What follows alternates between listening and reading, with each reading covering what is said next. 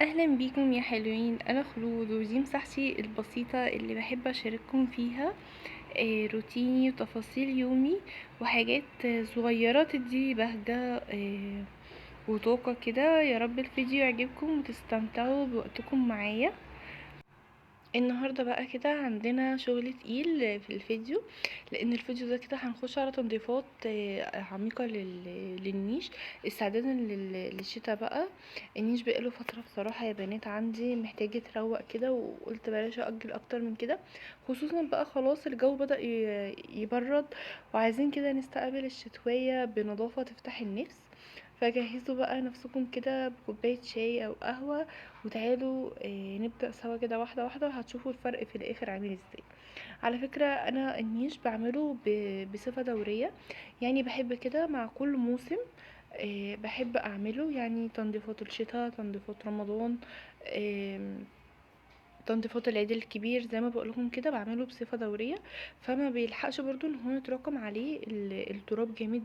آم، ما بيحتاجش يعني ان انا اغسله بقى بالليفة والصابون وكده، لا، هو يدوبك بمسحه.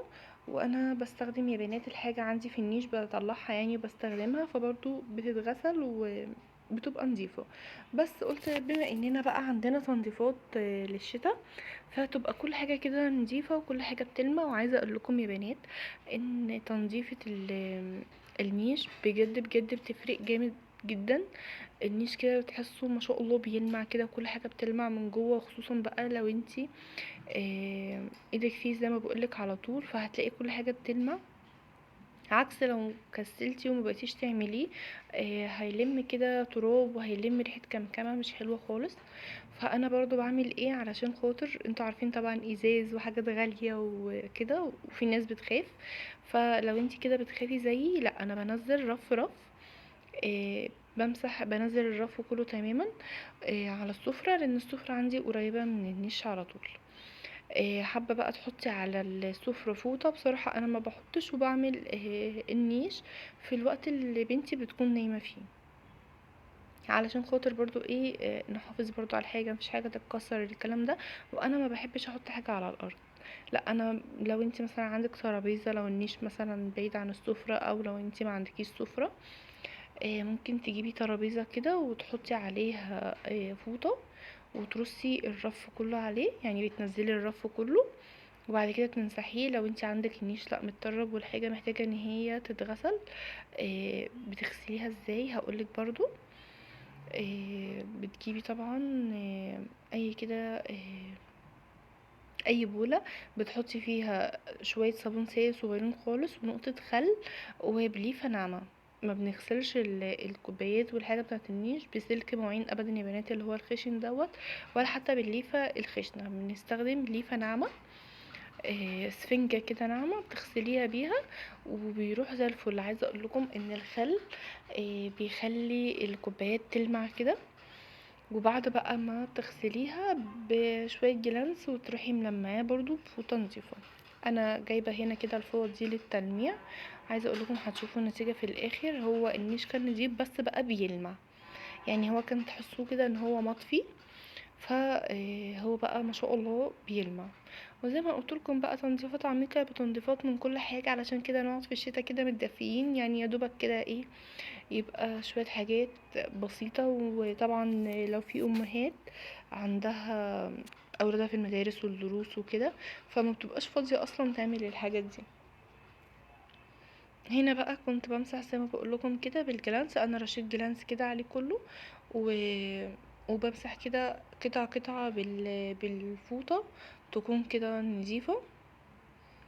انا عايزه اقولكم انا كنت لسه جايبه الفوط دي، فكانت استعمال اول مره.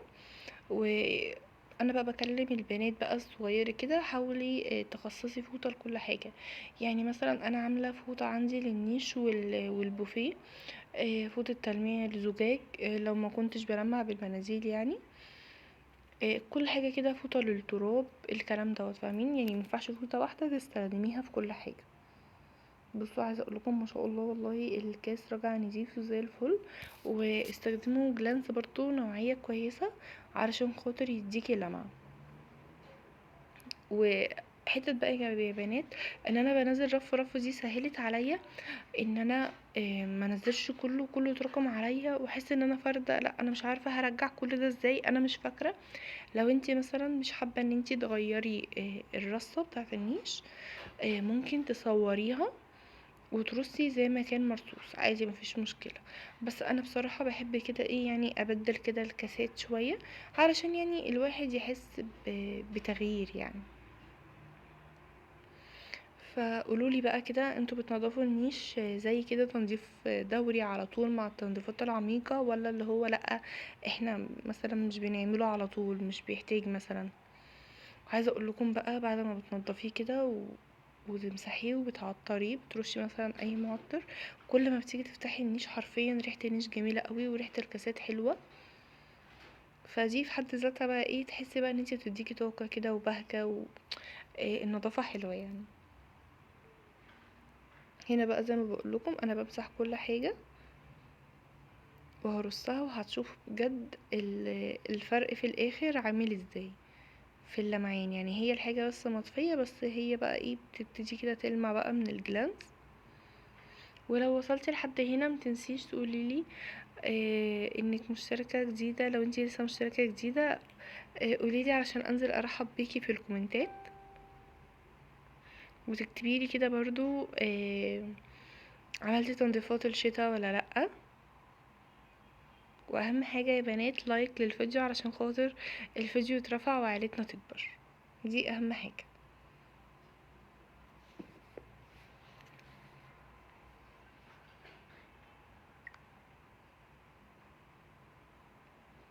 بصوا شايفين بقى انا كده بمسح كل حاجة، يعني كل حاجة بتتمسح بجد بتحسي بطاقة كده وطاقة ايجابية في البيت. يعني طول ما البيت نظيف ومفهوش كركبة انا بحس بطاقة ايجابية في البيت.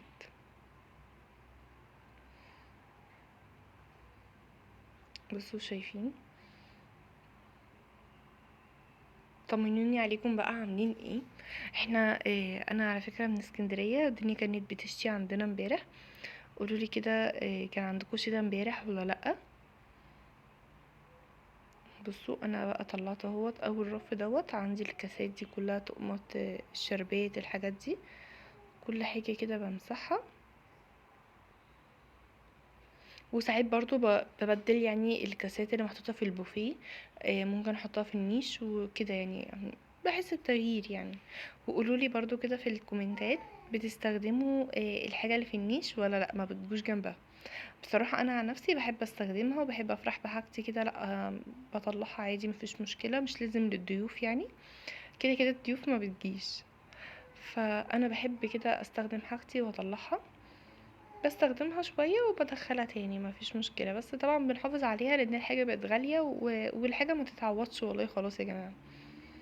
يعني حرفيا اي حاجة بتيجي كده لا خلاص ما بتتعوضش.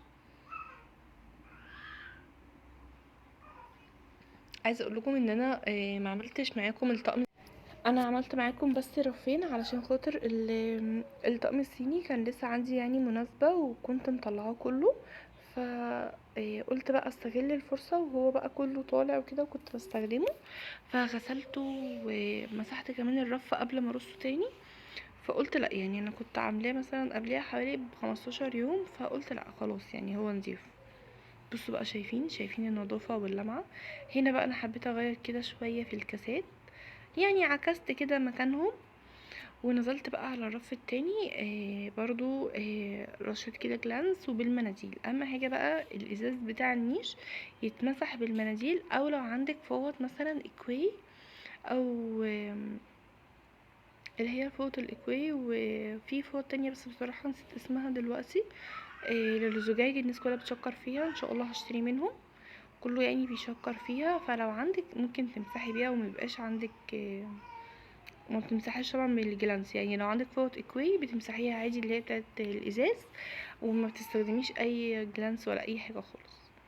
هنا بقى نزلت كده طقم الاكروبايركس وطقم الشاي، وبرضو هعكس مكانهم زي ما قلت لكم بقى ايه، يعني الواحد بيحس بالتغيير كده. بصوا شايفين برضو هنا يا بنات عملته كده بالجلانس. زي ما قلت لكم انا بستخدم الحاجه فايدي فيها على طول، فبالجلانس كده وبالجلانس كده وبلمع كل حاجه بترجع نضيفه. هوريكم بقى كده في الاخر جوله للنيش وهو ما شاء الله زي الفل. وخلاص كده ناقص لنا تاتشات صغيره وهنفرش ان شاء الله. الفيديو الجاي هنفرش فيه الريسبشن. قولوا لي بقى انزل لكم انهي الاول، انزل لكم فيديو الريسبشن ولا اوضه الاطفال؟ لان انا كده خلاص وقفت الشقه عندي يا بنات على الفرش كلها. فقولوا لي بقى كده انزل لكم انهي ريسبشن الاول ولا اوضه الاطفال.